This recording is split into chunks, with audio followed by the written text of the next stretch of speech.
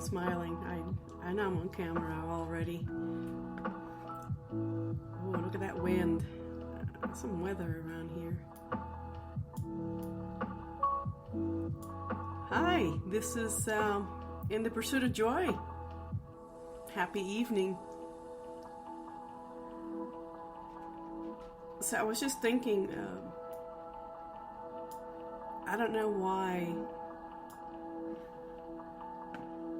there's such a big deal about changing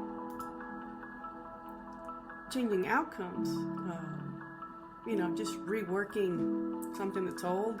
I guess I should get to the point that I just saw a story online about this is the Detroit Opera has decided to change the performance of La Boheme, Puccini's La Boheme, beautiful opera.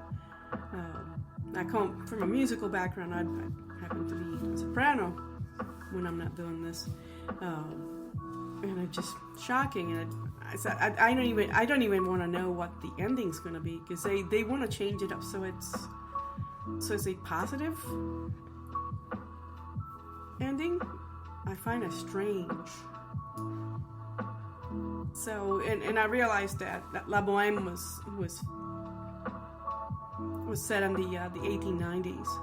So, and it's been redone a gazillion times in every opera house imaginable, and it has been given either a modern vibe or something that's more current. Like people, they dress in regular suits, and the women dress in modern clothing and such, and they change up. They can still be in Paris, they could be someplace else, but the story always leads to one character dying, and it's always going to be La Boheme. So I'm just not understanding why they want to change it to make it a more optimistic ending. Not everything ends optimistically, but how we live life is the important thing. I think that this is not really a great thing to do, this changing a story for the sake of making everybody feel good at the end of the performance, knowing fully well that this one character does die. That's actually what drives the beauty of the story. It's just the loving and then just living in the moment and appreciating what life is about. The person who dies does not die necessarily angry or upset, or like they were in a state of lack. The character who dies in the end dies very lovingly. With people who surrounded this character with a lot of love and appreciation. This person lived a very, very nice, simple, but very beautiful life. So to go out peacefully, tuberculosis is not a peaceful way to die, but it is a painful disease. But the point is that in spite of all that suffering, this person always had a good mindset. So I'm kind of a little bit shocked, not shocked in a horrific way.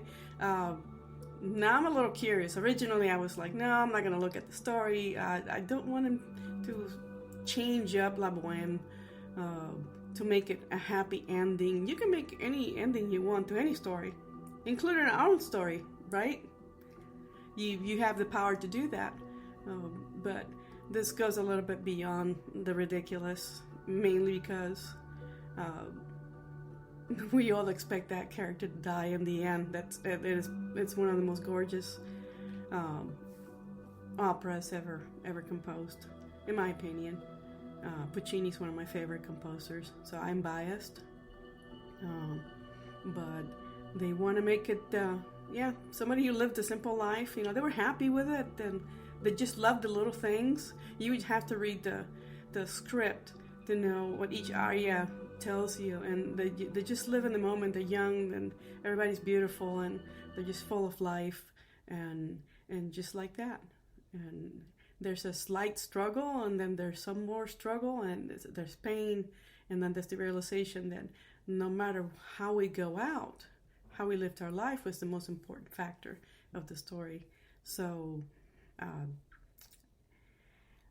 the fact that they were poor, but anybody who's an artist or lives in these conditions. So this is set in Paris in the 1890s. So yeah, it's a lot of poverty going on. It's a lot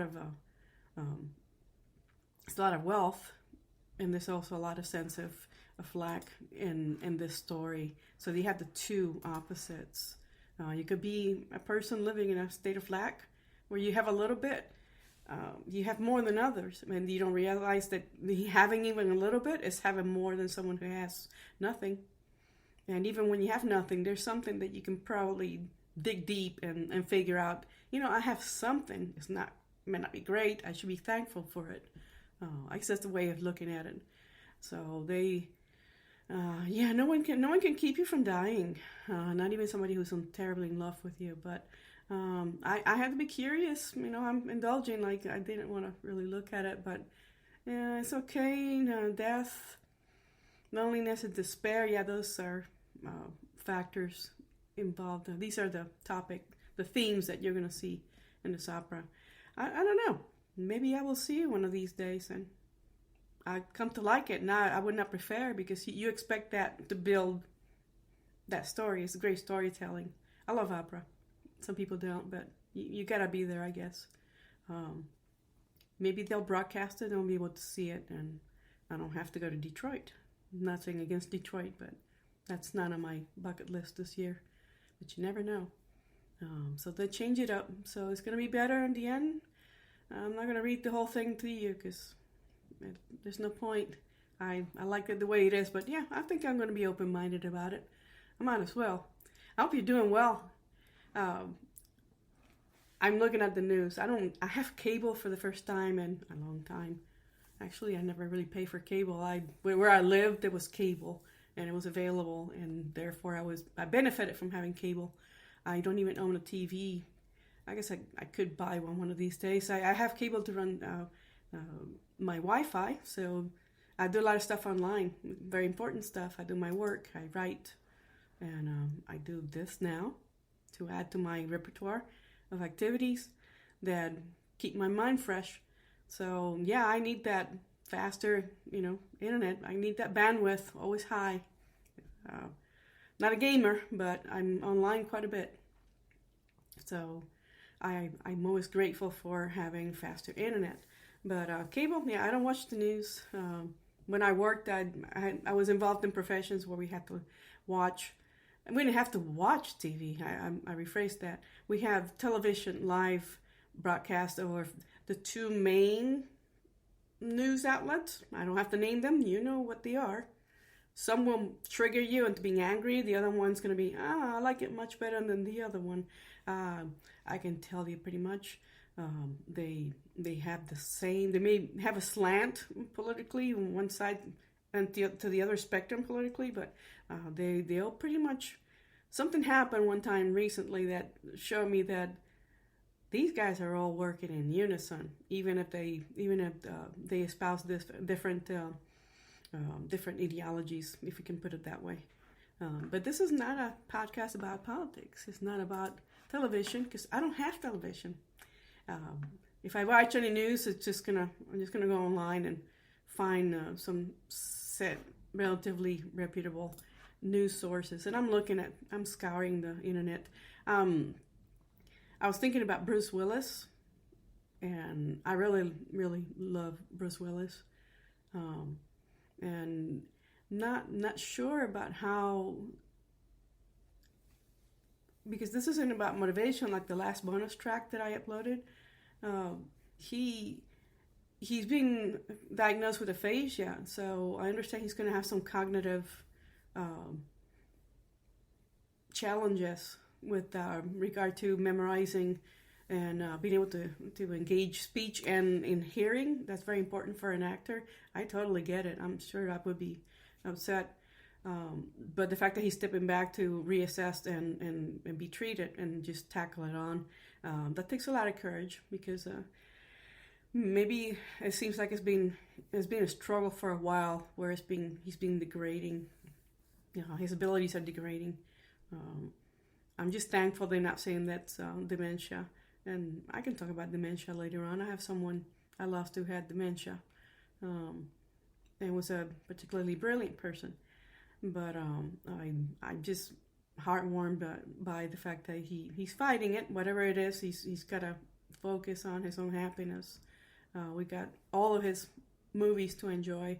Die Hard comes to mind, and I'm sorry, Bruce, but it is a Christmas movie.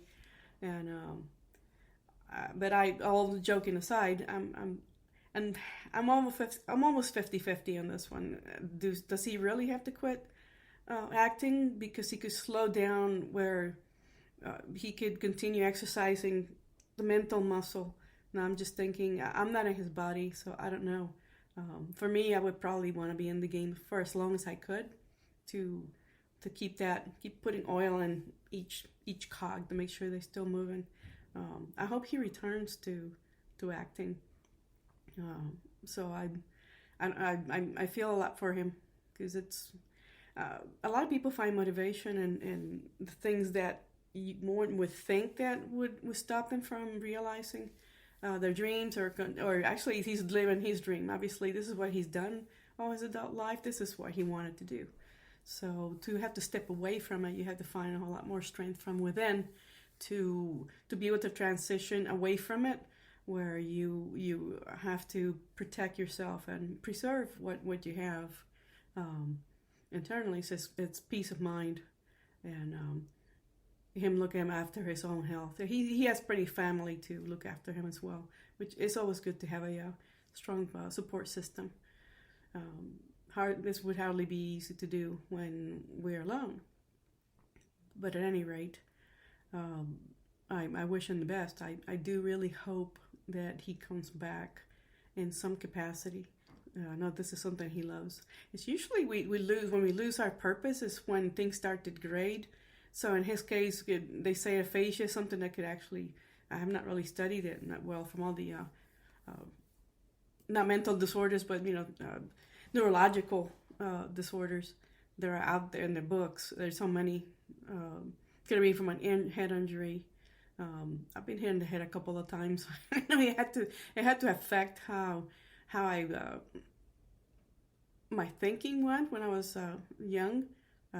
Not a show about that. That's another interesting story. So don't know where it came from. Hopefully the treatment is something that can restore him, because I believe that medicine should be about restoring a person to their original state, or as close to it as possible. Not to be always, always in maintenance mode and taking medication all the time. That's a topic for another time, but it does come to mind. But I remember someone who, one of my many jobs, I would drive to and from work for my shift, and I would spot this person out jogging, and this person was like the epitome of fitness. Like, I know the previous bonus track, and I had just finished working out, and I got some coffee and breakfast after that, and I was really feeling top of the world. It's the kind of a feeling you want, euphoric feeling you want to maintain all the time. If we didn't get tired physically and had to go to sleep, maintain that high you get from a workout or something that you really enjoy. And this person was out there every day, and I would drive and I would stare and think, this person is ripped. I mean, they had the tightest outfit, and it's just, this person was top to bottom, nothing but solid muscle. And but something caught my eye about this person. It was a funny gait. There wasn't even a stride. They ran funny. I know it's a strange way to describe it, but I thought, okay, this person looks terrific and very fit. I mean, just from seeing them, it was impressive. So whatever they're doing is working properly. That seems kind of like an awkward way to run. This person was running. They would run in rain. I would see them running in high winds. And where I worked, it's out in the valley in Virginia. It's out of Winchester, the Shenandoah Valley. It's a dust bowl. That place, it's super high winds. If the time of year, well, I think any time of year is for high winds there. But springtime right now, definitely. That place is like, it's just air swirling everywhere. It's really challenging. By being outside, if you want to be outside, then you just know. But this person was just out there just chugging along. So one day I discussed it with a friend at work, and she mentioned this person. So yeah, I stopped one day and talked to that person. I'm like, really? I don't do that. Actually, I didn't do that. Sometimes I'll stop people when they're doing something that catches my eye, and I just ask them, how did you get to do that? So far it's been positive. People come back like I'm showing an interest. It's not to mock them or anything, but it never occurred to me to stop and ask that person, why do you run so funny, different than anybody else? This is not a regular running style, if you can call it that. And my friend said, this person explained to me that they were diagnosed with multiple sclerosis, and this is how they battle it. And this person has to have this discipline of a million people all into one body, because there was, come rain or shine, this person went outside and they look fantastic. They look like someone who's just in total health. But to come back to the mentality, someone who's healthy, we can think ourselves into good health. I mean, we take steps, like I've explained before, that we can take steps by thinking first and then taking actionable steps to that. So, like my breakfast from the other day, and I was indulging, I was feeling top of the world, I got endorphins flowing through me, and I can handle it because I work out every day, but that's not normally what I want to eat. But this person probably has the discipline, and just total discipline, where they have a reason for staying on track. Because if they're not self-correcting, then whatever affliction they have will take over. And we have mental afflictions too. I mean, bad habits, and I've talked about it, not at great length yet. I'm just building up to that. I did talk about autopilots, and that one episode, episode 3. I've lost track of already. Are we robots? Because I really think we are, because we get programmed in one way, but something else triggers a change, and we have to change our mind, whether we want to continue to go on this path or realign and then follow this path and maintain it. Just like aircraft or your car, something has to correct that course and maintain it in order to stay where you need to be, where you want to be, and never leave that place. So for this person to always be outside, I'm sure they lift weights at home or they have a gym membership, but the outdoors was the one powerful expression of themselves. This person was always outside. I don't recall seeing this person in the winter when it snowed, but I'm pretty sure they're out there. I just didn't catch them. I'm pretty sure. Because in the worst weather, within reason, this person went outside.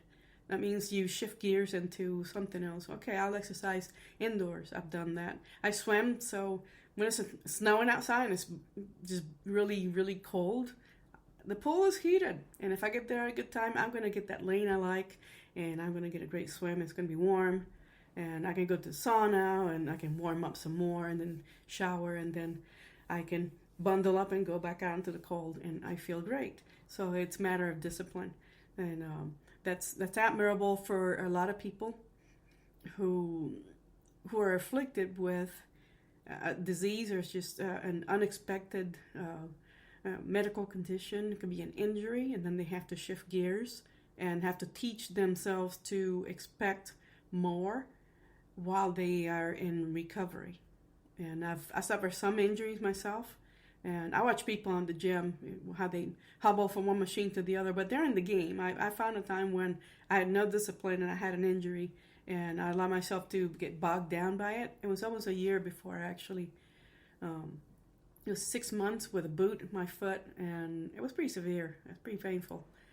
And it made it really challenging for me to exercise, even do yoga, because I have to get down on all fours. It's just the bending of the foot was excruciating. I think it's probably the worst. It was a soft tissue injury, and it came on so easily that to this day I still have a little bit of that mental and physical connection, where if I'm standing tippy toe on that foot, it takes me back to that time where I was in therapy and getting injections in my foot and wearing a ridiculous boot. But I walked on the boot. I did not take what is it, that little unicycle that I see people. I saw a guy doing that at the gym today.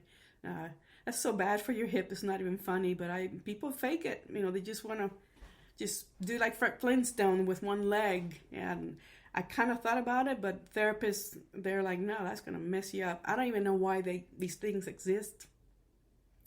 It could be just initially, but you have to actually condition yourself to get back to where you used to be. So that body part is not going to recover. It's not going to get stronger when you baby it too much, which is what that unicycle is. I'm sure it's got a name. I've never used it, but I considered it for a little while. But if you're going up and down stairs and you're carrying groceries and nobody's helping you, you have to walk. And I did a lot. I would just look at people in the same situation with a boot, and then they're on their unicycle, and I just look at them like, dude, I'm walking across with my groceries. Nobody's helping. I have to do it. And I got some dirty looks. Like, okay, I still got to move. And when it was time to remove it, that boot was so worn out. It cannot be, it was expensive. It was an orthopedic boot. It cannot be fixed. I pumped so much air into it to cushion my foot so that I could function. I was going to move. I had to walk. I had to get in my vehicle and go to work. I had to function. You can't just let one thing. So, and wrapping it all up with Bruce Willis, I'm sure he's not giving up. He's just going to have to step back and reassess. How am I going to handle this? I'm sure he's going to miss the activity that he loves the most in acting, in movies. But let's see where that goes. Let's see where he takes it. Hopefully he can regain some of his faculties in a way where he's able to mitigate the lack of memory. He can find some hack to it and rewire his brain. And this needs to happen to a lot of us. Some of us are undergoing this very same thing right now, and we need to embrace it. So he's embracing a new stage in his life, and he's fighting it, and he's trying to figure out what to do. The person who's had the MS at running is probably still out there running. It's been a while since I've been up there, but their efforts did not go unnoticed. This is a day more for reflection, only because I get to sit with my desk facing a window. I worked in a box with no windows for a long time, so I enjoy seeing springtime still trying to take over. It's kind of weird today. A lot of wind, and we're gonna have thunderstorms later on today. But I can see the trees are flowering. It's in full mode now. Winter's gonna get its butt kicked out of here, but this is Virginia weather, so it is to be expected to have the strangeness of winter not going away right away. But April's here, so it's time to move on. So with that said, I wanted to pick up from the previous bonus track that I want to talk about jobs, and not necessarily about jobs. I want to drop a little bit and then pick it up in the next podcast because it makes sense. And it keeps me within a time frame that's reasonable, and leave you with something positive to think about. Because I've met a lot of people lately that there seems to be an increase of people, and they're not losing their jobs, they're quitting. If you know me, by now you figured out that I'm pretty happy with the state of mind where I'm not worried about going back into more of the same. So why are people quitting? And I have set out to interview informally some people that I meet in my daily business, to ask them flat out, why did you walk away? Because when it happened to me, I wanted to walk away, but didn't take the steps. I had some structure of how I wanted to do it, but when the universe, like I said before, it went click. Now's the time. Do or die. So some people, they're more intuitive, and they don't know. They don't know. They want to walk away. They just know that they want to end whatever suffering. It could be a cultural issue within the workplace, and I've hit many of those. Very unhappy. You got to fit in, and if you're not a fit in kind of person, then that's not going to work for you. But if you got a family to feed and you got responsibilities like we all have, then there's a lot of thinking going on here, and the decision has to be made quickly before you change your mind. You change your mind about not changing your mind. Once you make the decision, you have to stick with it. And this is the power of the mind. You have to trust yourself unconditionally and love yourself unconditionally, because whatever you're getting ready to do will be risky. So I want to address in the next episode risk taking, because I've done some pretty crazy stuff, scary stuff, and told myself, no, this is cool, just keep going, this is cool. And to get to that point, it takes a lot of mental work and a lot of using affirmations and just encouraging yourself daily. And also, coaching comes into play, because this is a change that you're going to want to undertake, but it's difficult to do alone. And I operated alone for a long time. And then when the opportunity presented itself with the end of everything that I could fall back on, there was no room for excuses, there was no room to hide, I made the decision to seek a coach. I had one coach, but this one is so big that has an organization is so big that the only way I can communicate or get any feedback from the stuff that I study, I have to go through one of his consultants, which is cool. That's another person that learned and then does that for a living. And the sessions they're scheduled for 30 minutes, and really I'm paying for like 15 once we go over some stuff. And I have two kinds of coaching. One involves Chinese metaphysics, which involves things like Qi Dunjia, which is a part. It wraps up also date planning, which is something the Chinese do. I think a lot of the Asian cultures, they do this. They look at certain dates for delaying decisions or things that are really, really important. They have to be delayed. Asking for a pay raise, or asking someone to marry you, or planning for a trip, or starting a new business. So they go by, I can say it this way, they go by the stars, they go by things, how they align. So that's what's called metaphysics. You got metaphysics and philosophy, and it's pretty old. And once I got into it, and I'm not going to tell the whole story how I got into it tonight, but once I got into it, things started to open up in my mind. I started to understand where a lot of coaching comes from.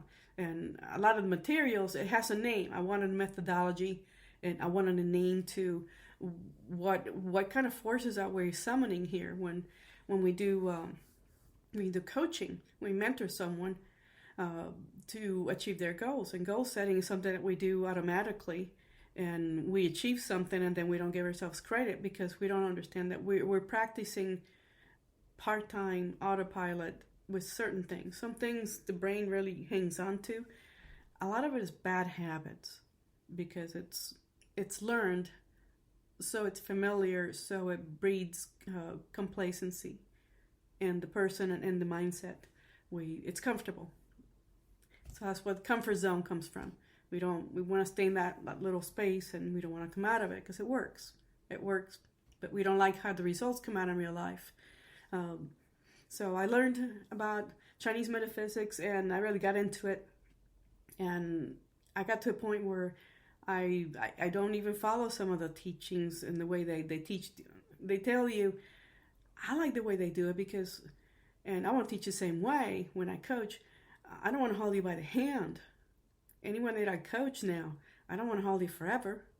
And I don't want my coaches to hold me by the hand forever, because I don't like hand holding for a long time. I have to be able to fly on my own. So there has to be a period. It's called the law of gestation.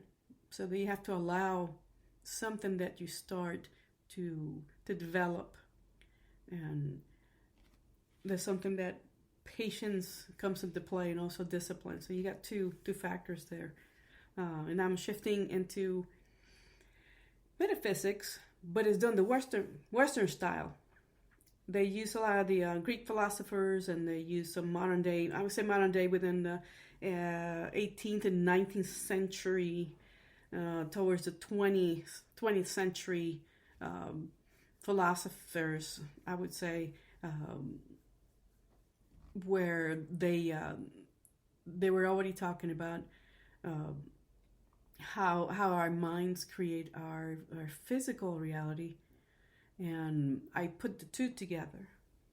So the Western style kind of makes sense, but when I paired it with Chinese metaphysics, when they met in the middle, everything made a whole lot more sense. Now I have the name for it. I have a methodology, and when I manifest things that I want, or I get myself, which meaning manifestation is, I should have explained this a couple times before, but manifestation really is nothing more than you allowing your intuition to guide you to the things you want by making you move physically in the physical world. So it comes from the mind, imagination, to the physical world.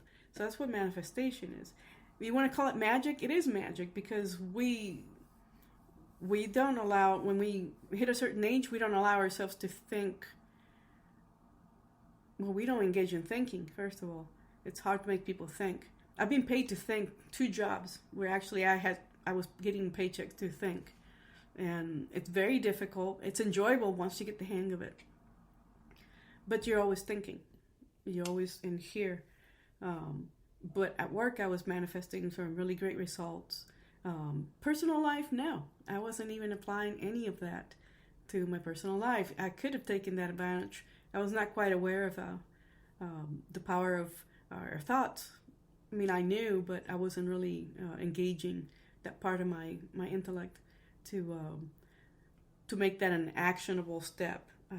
I'm successful at work. This should be showing in my personal life with my family. Also should be showing relationships. It should be showing financially. It should be totally be showing up in my financial life, and it wasn't happening. So I was working a lot of hours to think, to be paid, and more hours, and the more you give them, the more they want. Metrics are pretty high, let's make them higher. And I like the challenge. That's what kept me going, because as long as it was challenging, and my mind was just like the Cookie Monster, it just wanted more. I got hungry, but it wasn't getting hungry when I would get home from work, and I would not translate that feeling of hunger, that mental hunger, that I wanted more, because I always wanted more in my life, and I wanted to get back up to a high point where I would never drop. I mean, everything, the personal and the financial, health, fitness, everything would be exactly where I wanted it to be, but it has to be up high. It can't be like in fair to middling. It can't be like kind of a low level. It's got to be up high, and it's got to stay there. So that's a lot of effort, and it doesn't come. Sometimes it comes by accident. We just do it, and the motivation was strong, and it got you there. But then you drop. It's gonna be like a frequency. It drops, just like your cell phone. You know, you go to some place where there aren't as many towers, so it takes longer to get that signal between the tower and bounce it back to your phone, and that's what happens. You get a couple of bars instead of 5 bars. It's the same thing. We don't learn to modulate ourselves, our behavior. So I started studying that stuff, and it's been about a couple of years, maybe about two and a half, and it got to the point where with the Chinese metaphysics, you had to face some things. You have to make yourself think. I'll discuss that later, because I want to explore that a little bit more. Is the physical location on the planet? Let's say if you're in Asia, you're in Africa, or Antarctica, how does the Earth, that position, physical position, affect what you do? Are you more able to engage all these mental powers? when you are where you were born or where you are in another country. And like I said, I'm going to investigate some more because I have a suspicion that it does affect. But once you know how to tap into it, you shouldn't really need to use the training wheels anymore. You can get off the training wheels and actually not have to stand someplace and face north or northwest and whatever, because the metaphysics always involves the practice of feng shui, which is why my desk is always facing against the wall. Now they have a backdrop here, and I'm facing out a window. You never put your back to into a window. That's opportunity goes out the window. You want to be able to have a clear view of a door. That's where opportunity comes through. So then I'm starting to integrate some of these factors, these practices into what I do. And I find myself realizing, I don't see myself anymore facing like, no, I know I have a special planner that they use, and that's already projected for the next year into the next lunar year, and which ends in February, and then you just look at it, you flip through the pages, and I have another tool that's online. It's automated. I can run anybody's chart actually.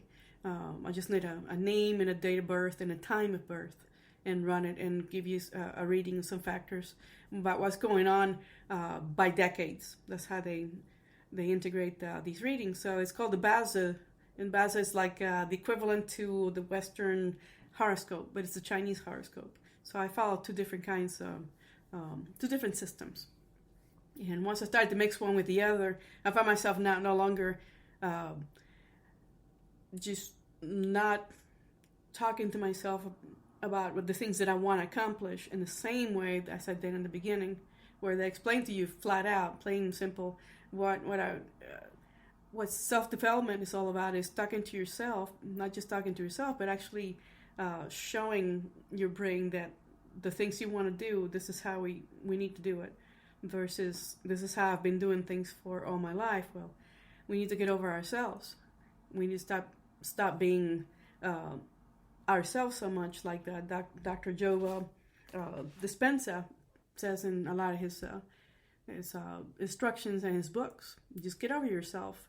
So it takes a lot of looking inward to be able to detect that and to actually start working against the things that are not working and start pulling them out. Like I told you last week, was it last week that I was packing my household goods, and I was ditching a lot of old stuff I've been carrying from one place to the other, and I just put them in boxes, and it's like, you guys should have been like in the trash like 10 years ago, and that stuff's still there. Pictures from 20 years ago. When I die, they're not going to go to anybody, and the people who remember me will remember me. That's how it is. So I'm ditching a lot of stuff. It's a whole room full of stuff that I'm going to hire somebody to come haul them out, and I'm not going to have any guilt feelings about it. I'm not going to look through the bags and maybe I'll keep this for another 10 years. It's not happening.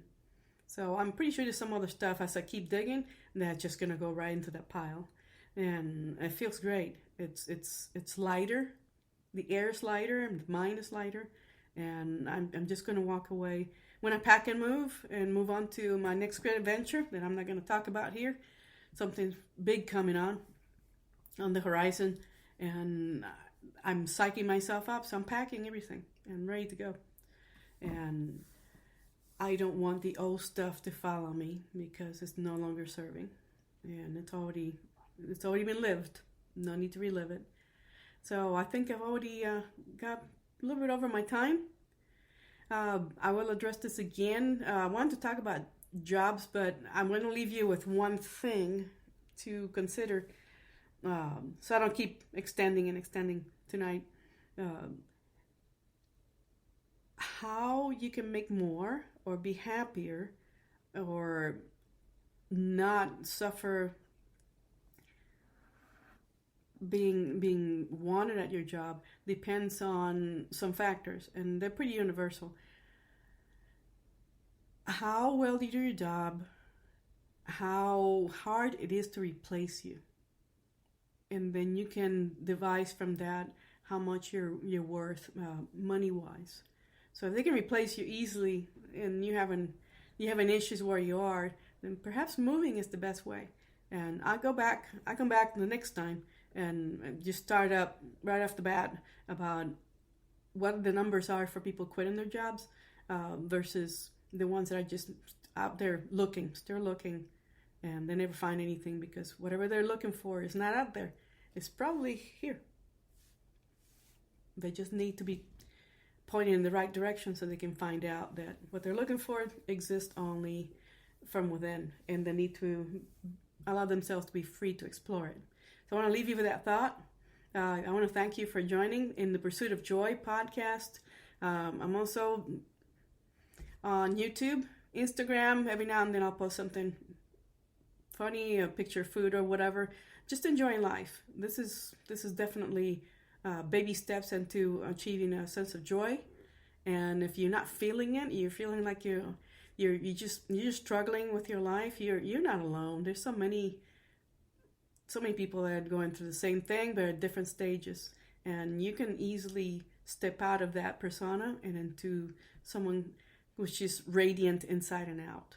And I want to leave you with that. Just remember, like I said last week, don't go to bed unless you have that few minutes before you go to bed. Think about something that you really would love to do or have in your life, and wake up refreshed tomorrow.